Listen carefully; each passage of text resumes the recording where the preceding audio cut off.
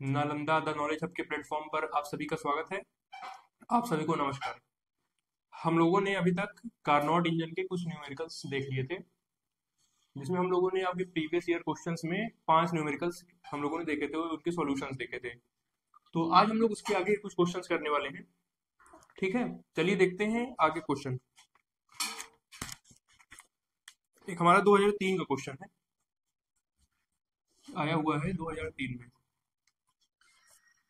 इसमें कह रहा है कि रिवर्सिबल इंजन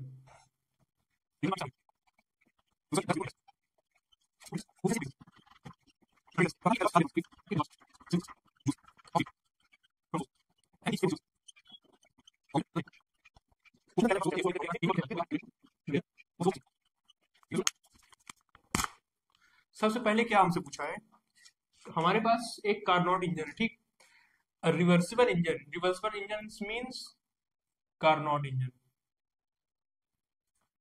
ठीक, वर्क्स बिटवीन टू टेम्परेचर, दो टेम्परेचर के बीच कार्नोट इंजन काम करता है, हम लोग जानते हैं। पहला क्या होता था हमारा, सोर्स, जो कि T1 टेम्परेचर पर होता था और ये हाई टेम्परेचर पर होता था। और यहाँ पर हमारा वर्किंग सिस्टम होता था जो कि वर्क हमें देता था। और नीचे होता था सिंक, जो कि लो टेम्परेचर T1 पर होता था। कार्नोट इंजन क्या होता है, इन दो टेम्परेचर के बीच में वर्क करता है। तो यहाँ पर क्या दिया है कि दोनों का डिफरेंस, यानी कि T1 और T2 का डिफरेंस दिया हुआ है 100 डिग्री सेल्सियस। ठीक है, हाँ 100 डिग्री सेल्सियस। तो यहाँ पे हम लोग क्या लिखेंगे, सॉल्यूशन। पहले हम लोग मान लेते हैं let temperature of source and sink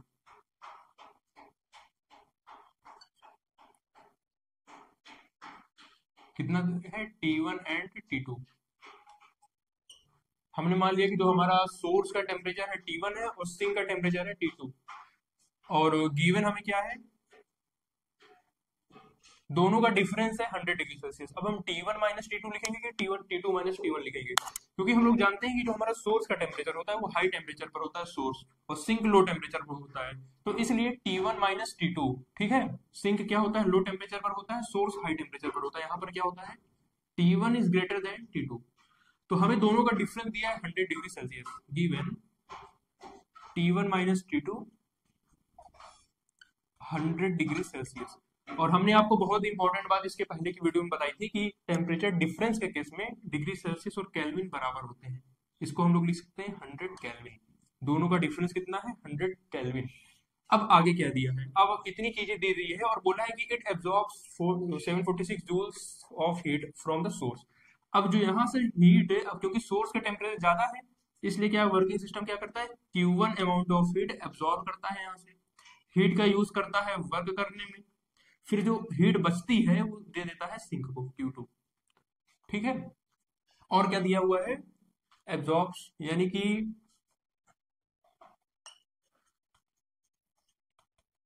engine absorbs, ऐसे मतलब amount of heat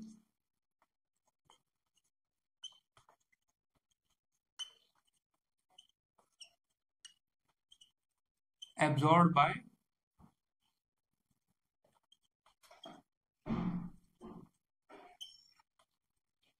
engine from source.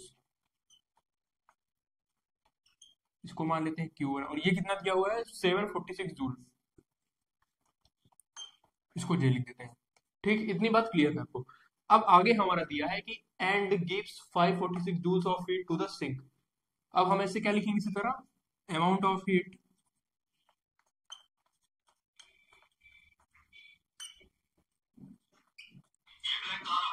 Rejected by engine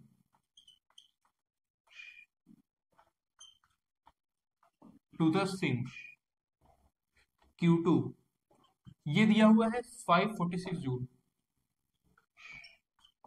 ठीक है, अब हमें T1 और T2 बताना है। नाउ यहाँ पर हमें क्या करना होगा, हम लोगों ने क्या क्या चीजें कार्नोट इंजन के बारे में पढ़ी थी। हमने एक पढ़ा था जो कार्नोट इंजन की एफिशिएंसी होती है 1 माइनस T2 बाई T1 होती है। ठीक है, और हमने ये पढ़ा था कि जो कार्नोट इंजन में T1 बाई T2 होता है, इसका रेशियो किसके बराबर होता है, Q1 बाई Q2 के बराबर होता है। तो हम लोग यहाँ पर क्या लिखेंगे, नाउ वी नो डैट, हम लोग क्या जानते हैं, in case of Carnot heat engine,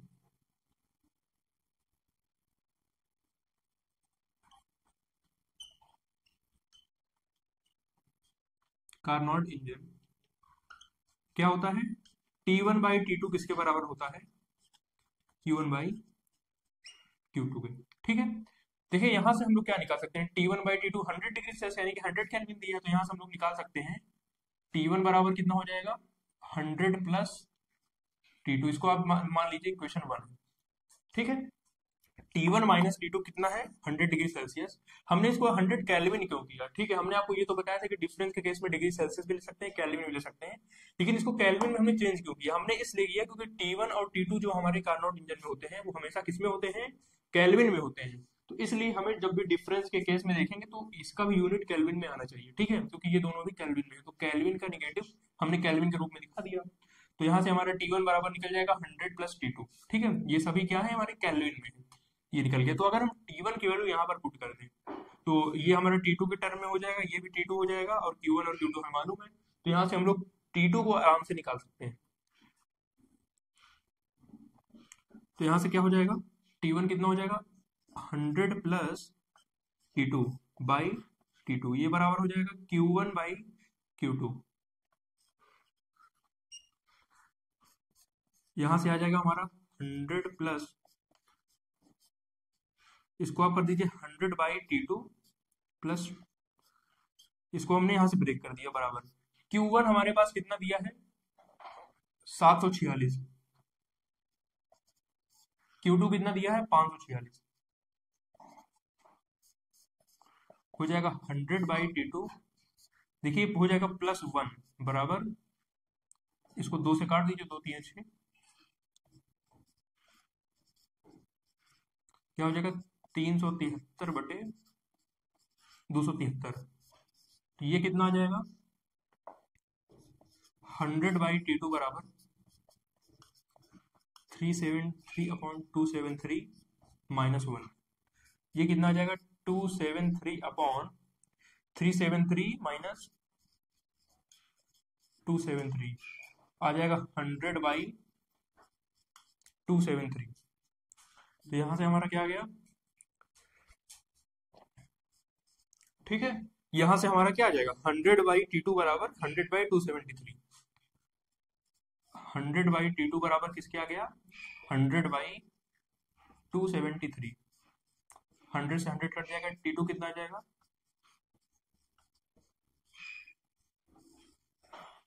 273 kelvin. अब आगे क्या पूछा है कि एंड T1 पूछा है ना, temperature of source and sink. अब हमें T1 निकालना है, हमें T2 मिल गया है, तो अगर हम इसमें क्या करें, चाहे इसमें रख दें चाहे इसमें रख दें, हम इक्वेशन 1 में रख देते हैं, इक्वेशन 1 में हम T2 की वैल्यू पुट करके T1 की निकाल सकते हैं। नाउ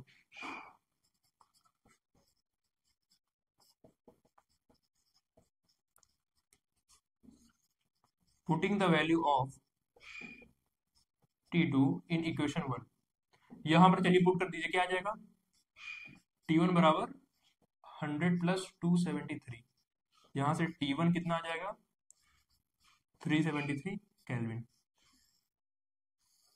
ये आपका T2 और T1 यहां से निकल करके आ गया। तो कुछ इस तरीके से इस क्वेश्चन को सॉल्व करना है।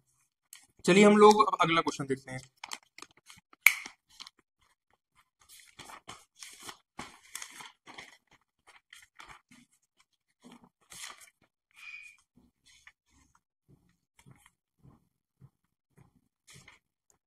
दो 2004 में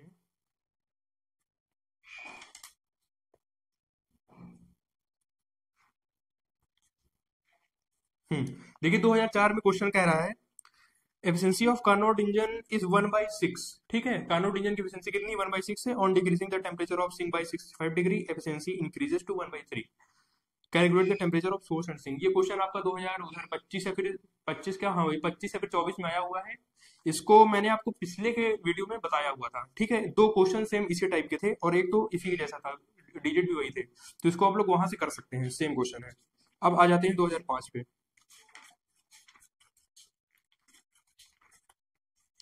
हाँ, 2005 में क्वेश्चन आया हुआ है, थोड़ा नया क्वेश्चन है, चलिए इसको देखते हैं।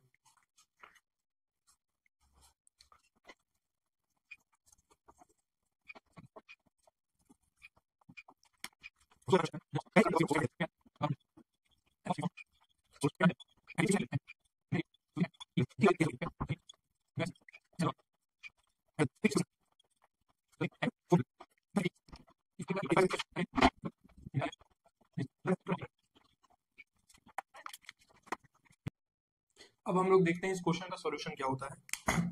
सबसे पहले हमें क्या दिया है, a Carnot engine absorbs heat from source at 900 kelvin, यानी कि एक कार्नोट इंजन है जो कि सोर्स से कितना हीट एब्जॉर्ब करता है, 900 केल्विन।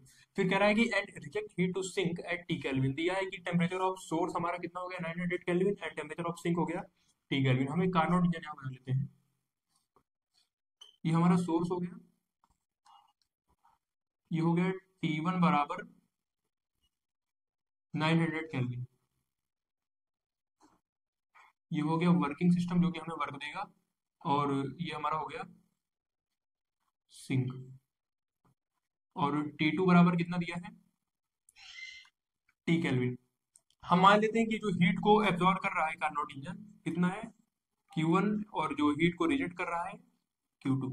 ये इतनी चीजें पहली लाइन में दी हुई है। कह रहा है कि engine absorb heat from source, कितना एब्जॉर्ब कर रहा है कि T1 Q1, ठीक है, एट 900 केल्विन, यानी कि 900 केल्विन पर हमारा सोर्स है, और reject heat to sink at T kelvin, और टी केल्विन पर हमारा सिंक है। तो पहले हम क्या मान लेते हैं, solution for first engine.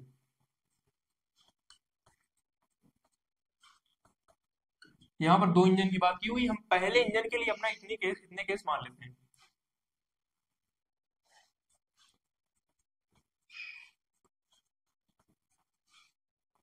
Temperature of source कितना है, T1 बराबर दिया हुआ है 900 केल्विन, और क्या दिया है,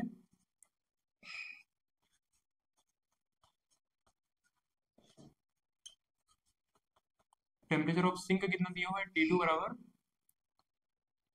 टी केल्विन। और हम क्या मान लेते हैं, हीट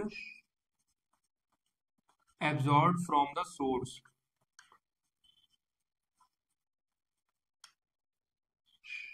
हम मान लेते हैं ये Q1 है, और क्या है, हीट रिजेक्टेड टू सिंक, ये कितना है, Q2 है, और इसकी एफिशिएंसी कितना मान लेते हैं,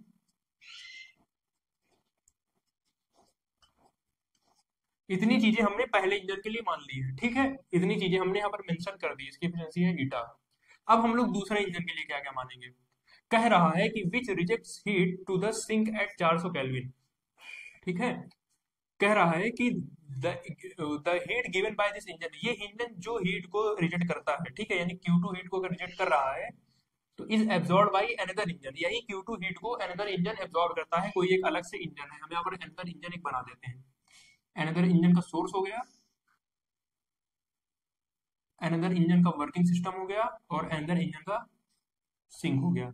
हम मान लेते हैं कि जो हमारा अनदर इंजन का सोर्स है वो T1 डैश टेम्परेचर पर है, जो अनदर इंजन का हमारा क्या है, वर्किंग सिस्टम है, वो W डैश वर्क करता है, जो अनदर इंजन का टेम्परेचर ऑफ सिंक है वो T2 डैश है। मान लेते हैं अनदर इंजन हमारा Q1 dash amount of heat absorb करता है, और क्या करता है, Q2 dash amount of heat reject करता है, और इसकी एफिशिएंसी कितनी है, ईटा डैश है।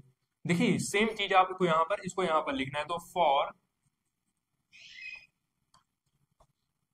अनदर इंजन, ठीक है, इसका टेम्परेचर कितना हो जाएगा, यानी कि टेम्परेचर ऑफ सोर्स कितना हो जाएगा,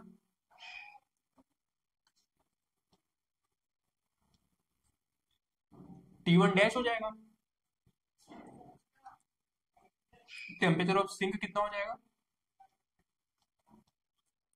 T2 डैश हो जाएगा। लेकिन यहाँ पर क्या कहा है, which reject heat to the sink at 400 kelvin, ये जो हमारा अंदर इंजन है वो T2 डैश बराबर 400 केल्विन पर हीट को रिजेक्ट करता है, तो T2 डैश कितना हो जाएगा, 400 केल्विन। और T1 डैश किसके बराबर हो जाएगा?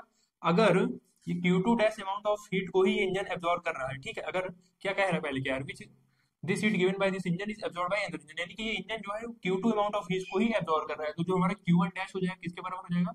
Q2 के बराबर हो जाएगा, यानी कि जिस हीट को इस इंजन ने रिजेक्ट किया उसी हीट को इसने एब्जॉर्ब कर लिया। इसका मतलब क्या हुआ? इसका मतलब ये हुआ कि इस इंजन का जो सिंक है वो इस इंजन का सोर्स है, ठीक है, ये दोनों क्या है, आपस में कनेक्टेड है, इसका सिंक इसके सोर्स का काम कर रहा है। तो यहाँ पर हम लोग T1 डैश को क्या लिख सकते हैं? ये भी T टेम्परेचर पर काम कर रहा है, तो T1 डैश बराबर T हो जाएगा।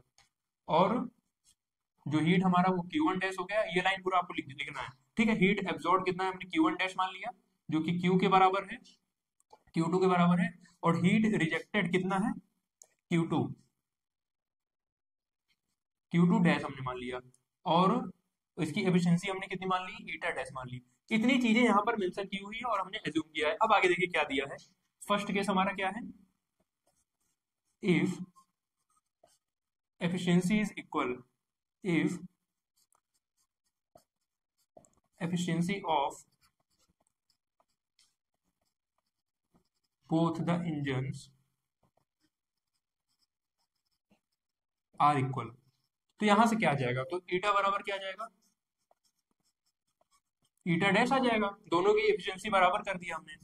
तो ईटा कितना होता है? 1 माइनस T2/T1 हो जाएगा, ये बराबर क्या हो जाएगा? 1 माइनस T2 डैश/T1 डैश। तो यहां से क्या आ जाएगा हमारा? 1 माइनस, अब देखिए T2 हमारा कितना है? T2 यानी कि ये टेम्परेचर T केल्विन दिया हुआ है, T अपॉन, और T1 कितना दिया है? 900 केल्विन, ये हो जाएगा हमारा 900 केल्विन, बराबर आ जाएगा 1 minus T2 dash. T2 dash हमारा क्या है? 400 केल्विन, 400 बटे T1 dash. T1 dash T के ही बराबर है, क्योंकि जो इन दोनों, इसका सिंक इसके सोर्स है, ठीक है, जो इसका सिंक है वो इसका सोर्स है, दोनों आपस में कनेक्टेड है। तो T1 डैश भी T के बराबर हो जाएगा, यहाँ से T1 डैश T के बराबर आ गया। अब यहाँ पर देखिए क्या हो रहा है, 1 से तो 1 कैंसिल हो जाएगा, ये माइनस से माइनस कैंसिल, हमारा यहाँ पे आ जाएगा टी स्क्वायर बराबर, ठीक है, ये दोनों मल्टीप्लाई होकर के टी स्क्वायर बराबर 36, ठीक है, 3,60,000 आ गया। तो यहाँ से ये दिख रहा है यहाँ पर, ठीक है, यहाँ से टी कितना आ जाएगा?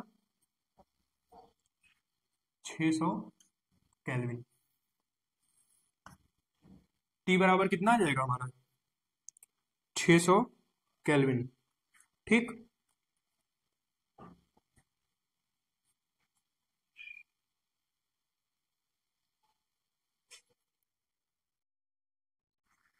और आगे अब क्या पूछा है कि अगर दोनों का वर्क डन इक्वल हो जाए, ठीक है, दोनों क्या दें? इक्वल वर्क आउटपुट दें, तब क्या हो जाएगा?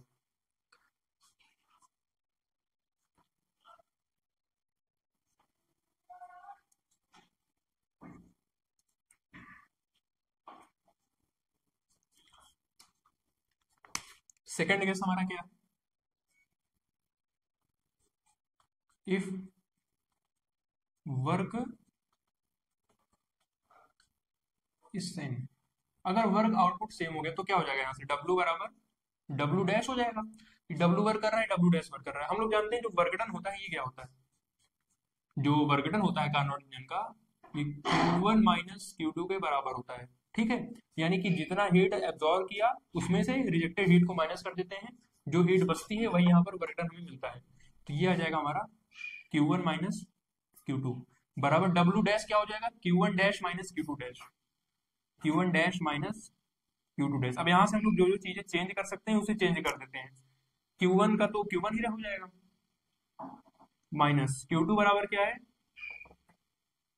Q2 बराबर Q1 डैश है, तो इसको पहले Q2 रहने देते हैं बराबर। अब Q1 डैश किसके बराबर है? Q2 के बराबर, इसको Q2 कर देते हैं, ठीक है, माइनस Q1 डैश बराबर है Q2 के, और माइनस Q2 डैश क्या है? इसको ऐसे रख देंगे Q2 डैश। अब देखिए यहाँ से क्या हो जाएगा? Q1 प्लस Q2 डैश बराबर 2Q2। अब Q2 की इधर लाइन क्या हो जाएगा? Q1 बाई Q2 बराबर Q2 डैश बाई Q2 बराबर हो जाएगा 2 के, ठीक है। देखिए यहाँ से हम लोग Q1 बाई Q2 क्या लिख सकते हैं? Q1 बाई Q2 को हम लोग T1 बाई T2 लिख सकते हैं। यहाँ से क्या लिख देंगे? T1 बाई T2, क्योंकि कार्नोट इंजन में जो हीट का रेशियो होता है Q1 बाई Q2 बराबर होता है T1 बाई T2 के। ये हो गया। अब देखिए प्लस, अब Q2 डैश बाई Q2 हो गया हमारा, क्या आ गया है Q2 डैश बाई Q2, मतलब क्या हुआ कि Q2 dash by Q1 dash, वही बात हुई ना, प्लस Q2 डैश, इसको हम लोग Q1 डैश भी मान सकते हैं ना, Q2 dash by Q1 dash, ये किसके बराबर हो जाएगा, हो जाएगा T2 डैश बाई Q2 किसके बराबर है, Q2 हमारा Q1 डैश के बराबर है, तो ये हो जाएगा T2 dash by T1 dash. ठीक, यहां से क्या आ जाएगा, बराबर 2।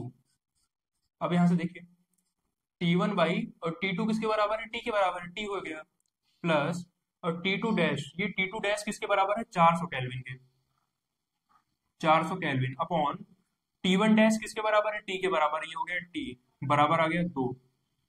यहां से क्या हो जाएगा हमारा, T1 किसके बराबर है, 900 केल्विन के बराबर, तो हो जाएगा 900 by T plus 400 by T बराबर 2। अब देखिए इसको थोड़ा यहाँ पर देखते हैं। अब 900 बाई टी तो क्या हो जाएगा, 9 और 4 1300 बाई टी बराबर हो जाएगा 2 के। तो यहाँ से टी बराबर क्या आ जाएगा, 1300 बटे 2। टी बराबर कितना आ जाएगा, 2 छंग 12, 650 केल्विन। ठीक है, तो कुछ ऐसे क्वेश्चन होगा, इसमें थोड़ा हमें कन्वर्जन का ध्यान रखना है। एक बार ये वाला फिर से हम लोग समझ लेते हैं क्या क्या यहाँ पे पूछा गया, दिया गया है। पहले दिया गया है कि अगर वर्क दोनों का सेम हो जाए तो कैसे निकलेगा। हमने क्या क्या कंडीशन माना, पहला कार्नोट इंजन सोर्स से T1 टेम्परेचर पर है और Q1 amount of heat absorb करता है। दूसरा, कार्नोट इंजन को सिंक है वो T2 टेम्परेचर पर है और T अमाउंट, सॉरी हाँ T2 यानी कि T टेम्परेचर पर है, T2 की वैल्यू T दिया है, और Q2 amount of heat reject करता है, ऐसा हमने मान लिया, और ये सिंक है। अब कह रहा है कि जो हीट पहला कार्नोट इंजन रिजेक्ट कर रहा है वही हीट को एक दूसरा कार्नोट इंजन है वो एब्जॉर्ब कर रहा है। तो इसका मतलब क्या हुआ कि इसका सिंक इसके सोर्स के बराबर है, यानी कि इसको हम लोग हटा करके सीधे यहाँ पर लगा सकते हैं। ठीक है, तभी Q2 डायरेक्ट यहाँ पर एब्जॉर्ब कर लेगा। तो हमने दूसरे कार्नोट इंजन में सारे केसेस मान लिए कि T1 डैश टेम्परेचर पर है, Q1 dash amount of heat लेता है, Q2 डैश टेम्परेचर पर है, T2 डैश टेम्परेचर पर है, Q2 dash amount of heat लेता है, इसका वर्क डन W डैश है और एफिशिएंसी ईटा डैश है। अब देखिए दोनों में सिमिलरिटी हमें क्या क्या मिलेगी, किस किस टर्म मिलेगी। सबसे पहले क्या है कि कह रहा है कि जितना ये रिजेक्ट करता है उतना ही एब्जॉर्ब करता है, जो Q1 डैश हो जाएगा किसके बराबर हो जाएगा, Q2 के बराबर हो जाएगा। दूसरा क्या है, अगर ये इतना जितना ये रिजेक्ट कर रहा है ये उतना एब्जॉर्ब कर रहा है, तो यानी कि इसका सिंक और इसका सोर्स बराबर है, तो यानी कि हम लोग T1 डैश को क्या लिख सकते हैं, T के बराबर लिख सकते हैं, T या फिर T2, ये हो गया। और आगे क्या है, ये T2 डैश पर है जिसकी वैल्यू दी है 400 केल्विन। ठीक है, 400 केल्विन पर हीट को Q2 dash amount of heat reject करता है। अब हम इसी को अपने कैलकुलेशन में अप्लाई कर देंगे। हम लोग जानते हैं कि वर्क का फॉर्मूला क्या होता है, Q1 माइनस Q2, तो W डैश यानी सेकंड इंजन का क्या हो जाएगा, Q1 dash minus Q2 dash.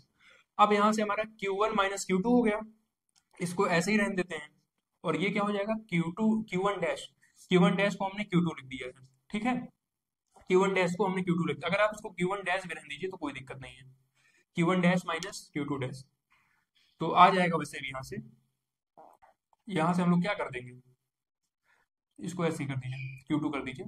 ठीक है, तो Q1 प्लस Q2 डैश, इसको इधर हम लगते इधर चला गया, 2Q2 हो जाएगा, तो Q1 बाई Q2 क्या हो जाएगा, Q2 को हमने यानी कि हमने दोनों तरफ Q2 से डिवाइड कर दिया, plus Q2 dash by Q2 बराबर 2, ये हो गया।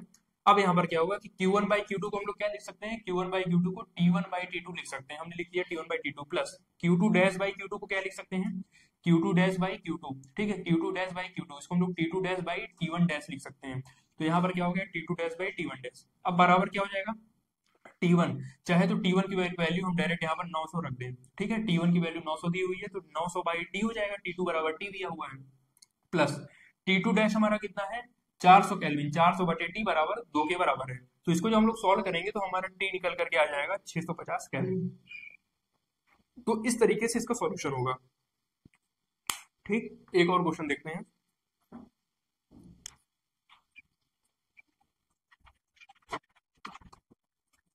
तो इसी के साथ हमारा अगला क्वेश्चन है जो कि 2006 में आया हुआ है। ठीक है, इस टाइप का क्वेश्चन हमने पहले कर लिया है, लेकिन यहाँ पर थोड़ा डिजिट चेंज कर दिया है, तो इसको फिर से करते हैं। देखिए यहाँ पर क्या दिया हुआ है, कह रहा है कि in an ideal engine of Carnot cycle 1/5 of the head engine is converted into work. अब यहाँ से क्या हो गया, जो कह रहा है कि जो हीट इनपुट यानी कि जो Q1 amount of heat heat engine हमारा एब्जॉर्ब करता है उसका 1/5 पार्ट वर्क में कन्वर्ट होता है। इसका मतलब ये क्या दिया हुआ है, ये एफिशिएंसी दी हुई है। हम लोग एफिशिएंसी का डेफिनेशन पढ़े थे कि एफिशिएंसी क्या होता है कि जो इनपुट हीट का जितना पार्ट वर्क में कन्वर्ट होता है उससे हम लोग क्या कहते हैं, एफिशिएंसी कहते हैं। तो इनपुट हीट का क्या है कि 1/5 पार्ट कन्वर्ट हो रहा है वर्क में, तो एफिशिएंसी 1/5 आ गई। इसको हम लोग ऐसे निकाल सकते हैं, एफिशिएंसी बराबर होता है W/Q1। और W की वैल्यू कितनी दी है, वर्क कितना हो रहा है 1/5 ऑफ इनपुट हीट, तो हो जाएगा 1/5 ऑफ Q1 अपॉन में Q1 से Q1 कट जाएगा, आ जाएगा 1/5। ठीक, दिया हुआ है पहले क्या दिया कि एफिशिएंसी गिवन हमें क्या है,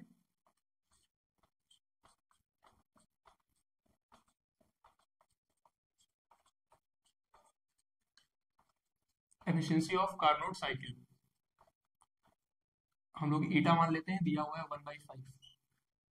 और हम लोग क्या मान लेते हैं, let temperature of source T1 and temperature of sink क्या हो जाएगा T2। देन तो हम लोग एफिशिएंसी का फॉर्मूला क्या जानते हैं, ईटा बराबर 1 माइनस T2/T1। ये हो गया, अभी नहीं देखिए यहाँ से क्या हो जाएगा, ईटा कितना दिया है 1/5, 1/5 बराबर 1 माइनस T2/T1, इसे नाम दे दिए इक्वेशन 1। ये इनिशियल कंडीशन की बात हुई कि इनिशियल में कितना कहा है। अब आगे दिया है कि the efficiency gets double if the temperature of sink is reduce by 60 degree. तो हम लोग क्या लिखेंगे, आफ्टर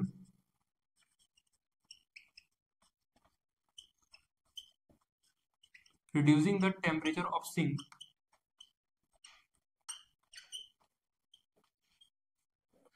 सिंक 60 डिग्री सेल्सियस, तो एफिशिएंसी कितनी हो गई, हम मान लेते हैं कि ईटा डैश हो गई, और ये कितनी हो गई 1/5 इंटू टू। एफिशिएंसी जो ईटा डैश हो जाएगी इनिशियल एफिशिएंसी का 2 टाइम्स हो जाएगी, इंटू 2 बराबर हो जाएगी 2/5। ठीक, एंड टेम्परेचर ऑफ सिंक कितना हो जाता है, हम मान लेते हैं कि T2 डैश हो जाता है, कितना हो जाएगा, ये क्या कह रहा है कि efficiency reduce by 60 degree celsius, तो ये हो जाएगा इनिशियल टेम्परेचर का 60 डिग्री 60 माइनस हो जाएगा। अब हमने आपको ऑलरेडी बता दिया है कि जब टेम्परेचर में डिक्रीज या फिर इंक्रीज या फिर टेम्परेचर डिफरेंस की बात होती है तो हमारा डिग्री सेल्सियस और केल्विन दोनों बराबर होता है, हम लोग अपने नीड के अकॉर्डिंग उन्हें अप्लाई करेंगे। अब यहाँ पर हमने केल्विन में 60 को ले लिया है क्योंकि T2 भी हमारा किसमें केल्विन में होता है, कार्नोट इंजन के केस में। ठीक है, तो इसीलिए हमने यहाँ पर इसको 60 डिग्री सेल्सियस को केल्विन में ले लिया कि T2 डैश कितना हो गया, कब, जब हमने रिड्यूस किया 60 डिग्री सेल्सियस। तो यहाँ से एफिशिएंसी क्या आ जाएगी, देन ईटा डैश बराबर कितना आ गया 1 minus T2 dash by T1। अब यहाँ पर T1 इसलिए है क्योंकि T1 की बात ही नहीं किया, ठीक है, टेम्परेचर ऑफ सोर्स की इन्होंने बात नहीं किया, यानी कि टेम्परेचर ऑफ सोर्स दोनों केस में सेम है, तो हमने यहाँ पर T1 लिख दिया। तो यहाँ से ईटा डैश यानी कितना हो गया 2/5 बराबर 1 माइनस T2 डैश हो जाएगा हमारा T2 माइनस 60 अपॉन में क्या आ जाएगा T1, ये आ गया T1, इसे नाम दे दीजिए इक्वेशन 2। अब आप इक्वेशन 2 में इक्वेशन 1 को माइनस कर दीजिए, क्या आ जाएगा, नाउ इक्वेशन 2 माइनस इक्वेशन 1 हमें मिल जाएगा 2/5 माइनस 1/5 बराबर ये हो जाएगा 1 माइनस T2 माइनस 60/T1 और हो जाएगा -1 और प्लस माइनस प्लस T2/T1। देखिए 1 से 1 कैंसिल, यहाँ पर क्या आ जाएगा 2/5 बराबर 2/5 और 1/5 को माइनस कर देते हैं, आ जाएगा 1/5 बराबर क्या हो जाएगा, देखिए माइनस क्या है, माइनस इस पूरे के साथ लगाए तो हो जाएगा T2/T1, ठीक है, माइनस का T2/T1 और ये जब इसके साथ मल्टीप्लाई हो जाएगा प्लस 60/T1 और ये हो जाएगा प्लस का T2/T1 T1। अब ये इससे कैंसिल हो जाएगा, यहाँ से हमारा क्या आ जाएगा, तो 1/5 बराबर 60/T1, 1/5 बराबर आ जाएगा 60/T1। यहाँ से T1 बराबर आ जाएगा 300 केल्विन। ठीक है, हमें T1 कितना मिल गया, 300 केल्विन, यानी टेम्परेचर ऑफ सोर्स कितना मिल गया, सोर्स हमें मिल गया। अब टेम्परेचर ऑफ सिंक निकालना है, T2 निकालना है। आप चाहे इस इक्वेशन में T1 की वैल्यू पुट कर दीजिए, चाहे इस इक्वेशन में T1 की वैल्यू पुट कर दीजिए, आपको T2 मिल जाएगा। हम चलिए इस इक्वेशन में पुट करते हैं। नाउ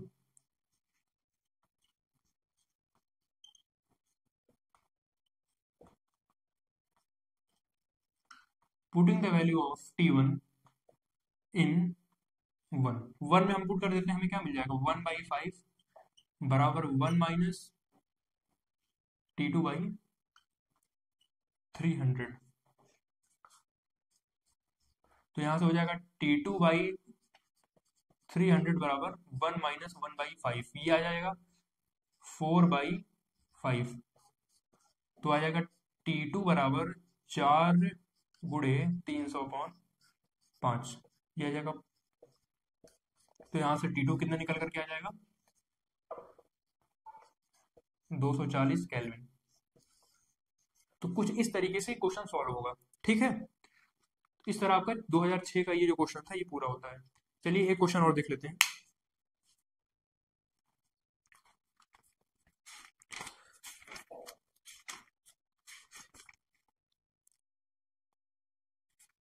दो 2007 में क्वेश्चन आया है कि कह रहा है कि find the efficiency of Carnot's engine working between 0°C and 100°C। ये क्वेश्चन हमने आपको सबसे पहले ही कराया था, फर्स्ट क्वेश्चन है।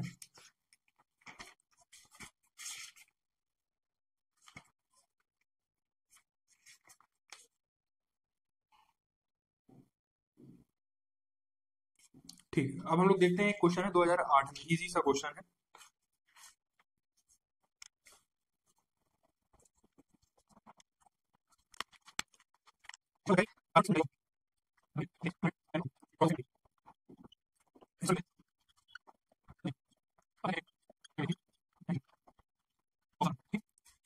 इसको देख लेते हैं।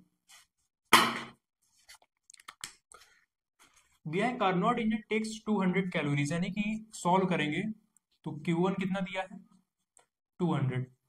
ठीक है, कार्नोट इंजन जिस अमाउंट ऑफ हीट को एब्जॉर्ब करता है उसे कहते हैं हम लोग Q1। यहाँ पर हम लोग पूरा लिख देंगे। ठीक है, heat absorb by Carnot engine Q1 equals to 200 kelvin, 200 calorie from the source at 400 kelvin. तो T1 कितना हो जाएगा, 400 केल्विन दिया हुआ है। And reject 150 calorie heat, Q2 कितना दिया है, 150 कैलोरीज टू अ सिंक। और हम मान लेते हैं कि जो टेम्परेचर है हमारा सिंक का T2 है। अब हमें बताना है कि T2 बताना है और इस इंजन की एफिशिएंसी बताना है। हम लोग जानते हैं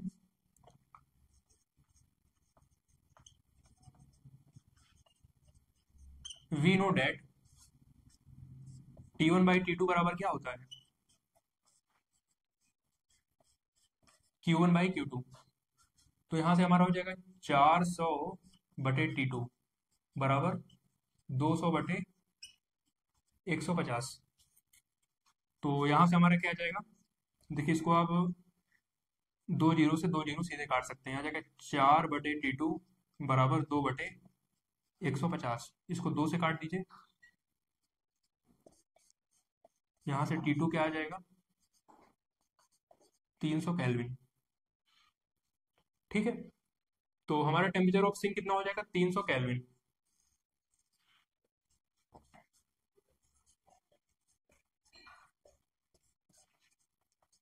टेम्परेचर ऑफ सिंक। अब हम लोग एफिशिएंसी निकाल सकते हैं। ठीक है,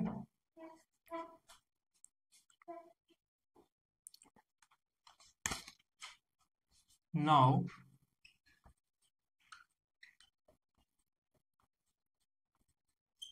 एफिशिएंसी ईटा कितना आ जाएगा, 1 माइनस T2/T1 कितना आ जाएगा, 1 माइनस T2 कितना है, 300 अपॉन T1 कितना है, T1 है 400। तो यहाँ से एफिशिएंसी कितना आ जाएगा, 1 माइनस 3/4 आ जाएगा, 4 माइनस यानी कि 1/4। तो ईटा बराबर 1/4, आप इसको परसेंट में चेंज करना हो तो चेंज कर सकते हैं, बराबर 1/4 इंटू 100 बराबर 25%। तो ये आपका एफिशिएंसी निकल जाएगी।